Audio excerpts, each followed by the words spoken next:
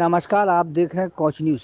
अटल बिहारी वाजपेयी की 100वीं जयंती सुशासन के रूप में मनाई गई। कोच जालौन बूथ 493 के अध्यक्ष मुकेश कुशवाहा के आवास पर अटल बिहारी वाजपेयी की 100वीं जयंती बड़े धूमधाम से सुशासन के रूप में मनाई गई। इस अवसर पर एक पद यात्रा का आयोजन किया गया, जो तरसौलिया पेट्रोल पंप से शुरू होकर डाली नाका और कोच तक गई। यात्रा में सैकड़ों लोग शामिल हुए और अटल जी के योगदान को याद करते हुए उनके विचारों को जीवन में अपनाने का संकल्प लिया। कार्यक्रम का संचालन आशुतोष मिश्रा ने किया, वहीं अध्यक्षता ओम प्रकाश अग्रवाल ने की, जिन्होंने अटल जी के नेतृत्व की सराहना करते हुए कहा कि उन्होंने देश को नई दिशा दी और हमेशा सुशासन के प्रति अपनी प्रतिबद्धता दिखाई। इस अवसर पर शम्भूदयाल सोनका, केसीमल तरसौलिया, राजेश्वर यादव, अंजू अग्रवाल सहित कई प्रमुख व्यक्तियों ने कार्यक्रम में भाग लिया। माधोगढ़ विधायक मूलचंद निरंजन ने अटल जी की लोकप्रियता और उनके द्वारा शुरू की गई योजनाओं पर प्रकाश डाला। उन्होंने कहा कि अटल जी ने प्रधानमंत्री ग्राम सड़क योजना, स्वर्णिम चतुर्भुज योजना और एक्सप्रेस वे के निर्माण की शुरुआत की, जो आज प्रधानमंत्री नरेंद्र मोदी के नेतृत्व में तेजी से आगे बढ़ रही है। इसके अलावा अटल जी के योगदान को याद करते हुए निरंजन ने स्वास्थ्य, परिवहन और कनेक्टिविटी के क्षेत्र में उनके द्वारा किए गए कार्यों की भी सराहना की। उन्होंने कहा कि अटल जी की नीतियों का प्रभाव आज भी देश भर में देखा जा रहा है और मोदी जी की उनके पद चिन्हों पर चलते हुए देश के विकास को गति दे रहे हैं। कि श्रद्धेय अटल जी के विषय में मैं समझता हूं काफी कुछ आदरणीय केसीमल जी ने, शंभू जी ने और कप्ता के माध्यम से सुनील कांत जी ने उनके विषय में पर्याप्त हम सबको अवगत कराया है। लेकिन वास्तव में सत्यता ये है कि देश ही नहीं, विदेशों में भी लोग श्रद्धेय अटल जी को का सम्मान करते थे।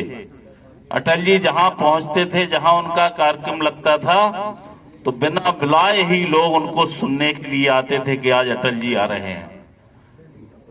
और अटल जी ने जो लोकप्रियता थी उनकी, वो भारत में ही नहीं, दुनिया के विश्व के तमाम देशों तक अटल जी की लोकप्रियता थी। हमको पता है कि पंडित दीनदयाल उपाध्याय जी जनसंघ के अध्यक्ष हुआ करते थे, उनके साथ भी श्रद्धेय अटल जी ने काम किया और कुछ दिनों जनसंघ के अध्यक्ष भी रहे।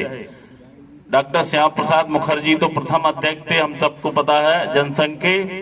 फिर पंडित दीनदयाल जी आए और दीनदयाल जी ने ही अटल जी को जनसंघ की बागडोर सौंपी थी। तो श्रद्धेय डॉक्टर मुखर्जी और पंडित दीनदयाल जी के साथ उन्होंने जो काम किया था, निश्चित रूप से उन दोनों महापुरुषों से प्रेरणा लेते हुए स्वयं ही एक, जैसा शंभू जी कह रहे थे कि वो एक ऐसे आजाद शत्रु थे जो कभी हार नहीं मानते थे। उन्होंने अपने कप्ताओं के माध्यम से भी जो है कहा, हार नहीं मानेंगे और रार नहीं ठानेंगे। तो अटल जी के जन्म दिवस पर मैं उनको श्रद्धा सुमन अर्पित करता हूं, उनको नमन करता हूं, उनको प्रणाम करता हूं।